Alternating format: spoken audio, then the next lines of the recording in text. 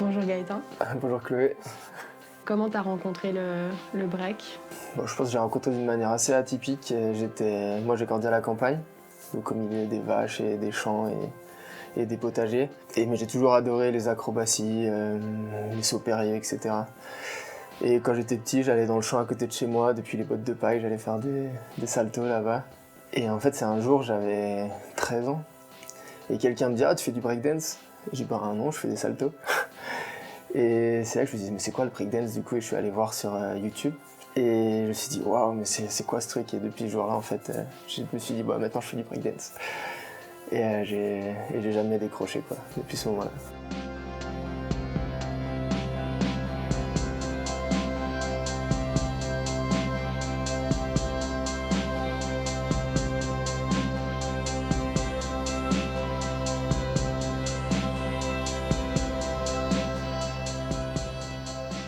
J'ai commencé dans ma chambre en fait avec des vidéos tout seul, je disais rien à personne, j'allais m'entraîner, on m'appelait pour manger, je disais non, attends, je suis dans ma chambre. Et je m'entraînais à quelques trucs. Avec des amis, on faisait le côté acrobatique, salto, on faisait un peu de parcours. Et en fait, quand j'ai commencé à vraiment m'entraîner avec des gens, c'est quand j'avais 17 ans et que je suis parti de chez moi pour aller à l'université. Et là, j'ai rencontré des plus grands, plus expérimentés avec qui je me suis entraîné. Le côté technique du break, si on veut le développer, pour moi il n'y a pas de secret, il faut avoir une discipline quand même. Après le côté flow, ça c'est autre chose. Le côté style et tout ça. Des vannes, des boules, chamboule, tout, remue tout, comme un éléphant dans un magasin de porcelaine, comme une boule dans un jeu de quilles. Allez, garçons et filles, on y va. Des fois j'allais m'entraîner avec des gens qui font que des power, donc je m'adaptais, je m'entraînais surtout à ça, puis des fois avec des gens qui font un peu que du style. Et là où j'avais eu un vrai déclic, c'est quand j'avais 19 ans, je suis parti en Espagne en Erasmus, à Grenade, en Andalousie, où il y avait plein de b-boys géniaux qui s'entraînaient tout le temps. Ils étaient tous méga complets, super forts et tout, donc j'ai vachement appris avec eux.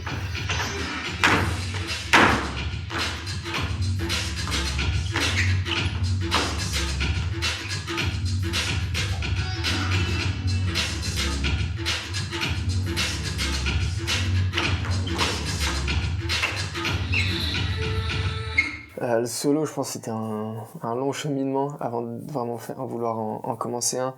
Bon, j'ai toujours été assez solitaire sans être solitaire, mais juste indépendant, j'ai envie de dire plutôt. Que je m'entraînais avec des gens, mais en fait, vu que j'ai habité dans plein d'endroits différents, j'ai beaucoup voyagé, en fait, j'avais jamais vraiment un crew fixe avec qui j'étais tout le temps, et je m'entraînais avec plein de gens différents. C'est ça aussi qui m'a inspiré pour plein de choses. Quand on arrive dans une ville où il y a plein de danseurs, plein de b-boys, on crée des affinités avec plus telle ou telle personne en fonction aussi de ce que j'avais envie de faire à ce moment-là, par rapport à la danse. Et donc j'avais beaucoup de temps pour réfléchir par moi-même. Dans chaque endroit, j'avais tout le temps ce moment de réflexion, ok, qu'est-ce que je recherche en venant à cet endroit-là. Et petit à petit, toutes ces expériences, j'ai voulu les cumuler et puis les rassembler dans un solo, quoi. Et j'avais cette idée aussi, j'ai eu plusieurs cours sur le leadership et tout, donc des cours sur la prise de parole, et j'adorais ça. Et du coup, je me suis dit, ce serait un vrai challenge d'alterner prise de parole et danse. Quand il danse, ça lui procure une bouffée d'air pur. Il respire et ne réfléchit plus à ce à quoi il a l'air. Danser lui aère l'esprit et dans sa tête, il n'existe plus de frontières. Libre, il laisse son corps s'exprimer. La raison, sa motivation, son pourquoi ont changé. Dorénavant, il fait ça parce qu'il aime danser et exprimer sa vérité. Quand il danse, il se sent authentique, vivre, real. Comme s'il ouvrait un livre, le man. Le texte, là, il parle de comment, en grandissant, grâce à la danse, j'ai réussi à être vrai. Et quand je dis être vrai, c'est être moi-même sans poser de questions par rapport à ce qu'ils peuvent penser les autres, regard des autres, etc. Parce que je pense que j'étais, comme beaucoup d'ados, surtout à l'adolescence, j'avais pas mal de problèmes avec ça, de quoi j'ai l'air, etc. Et en fait, la danse, qui au début, je l'avais peut-être comme quelque chose qui me disait ouais, c'est trop stylé, ça va plaire et tout. Et petit à petit, je passais complètement au-delà de tout ça et j'ai réussi à vraiment être moi-même en dansant. Donc ça parle d'expérience personnelle et de tout le cheminement qui m'amène à ça aujourd'hui. Arriver à l'adolescence, c'est devenu compliqué. Oh ouais.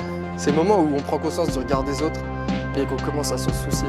Avant ça, tout va bien, hein. On s'en fout de ce que pensent les gens. Puis, sans comprendre pourquoi les grands du bahut se moquent de ta tenue. T'apprends que t'as la ramasse parce que t'as mis des Nike avec un fut Adidas, ou le contraire. Et le style, c'est important pour danser ou... Ouais, sinon, je sais pas, des fois quand je suis habillé pas pour danser, je me sens pas à l'aise, quoi. Donc ouais, je trouve ça important. Enfin, chacun son style, hein. Moi je sais que c'est les habits larges et oui, c'est clairement important.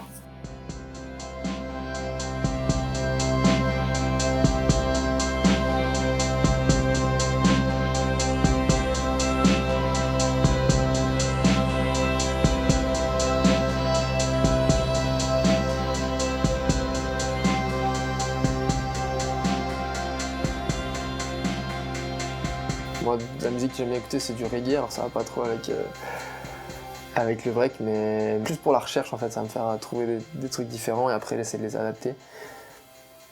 Et je pense qu'un déclic que j'avais eu pour ça, c'était avec mes potes d'Espagne, de nouveau. Souvent, on allait en soirée, tout ça, on rentrait de soirée, on se posait dans le salon, et puis en fait, on mettait des sons rien à voir. Et c'était là les premières fois où je me forçais à danser sur des sons totalement différents, et j'ai adoré ça, on disait qu'on fait de l'expérimental. Et en fait, là, je me suis dit, ouais, mais c'était génial. Et on a commencé à le refaire, et une fois par semaine, on se disait, allez, on fait un training expérimental. Et du coup, on se forçait à se mettre pas des sons de break. Et petit à petit, on le faisait de plus en plus souvent. Et en fait, des fois, c'était même nous qui nous disons, bon, on ferait peut-être bien s'entraîner sur des sons de break quand même, parce que prochain battle, on va galérer, sinon, c'est autre chose, quoi.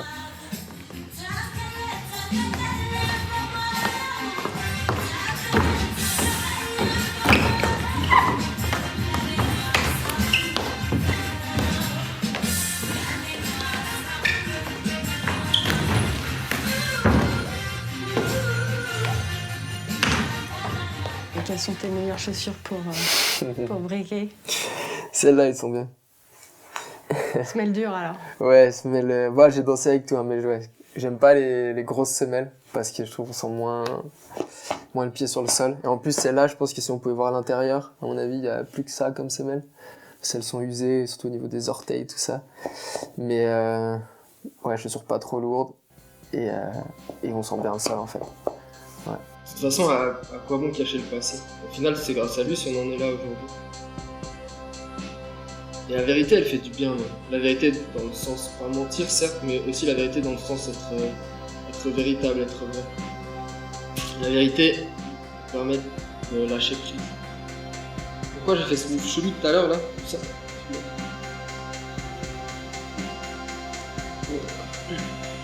Parce qu'en dansant, j'avais lâché prise justement. J'étais dans l'instant et ça fait partie de moi. C'était ma vérité à ce moment précis. J'étais insouciant comme un enfant.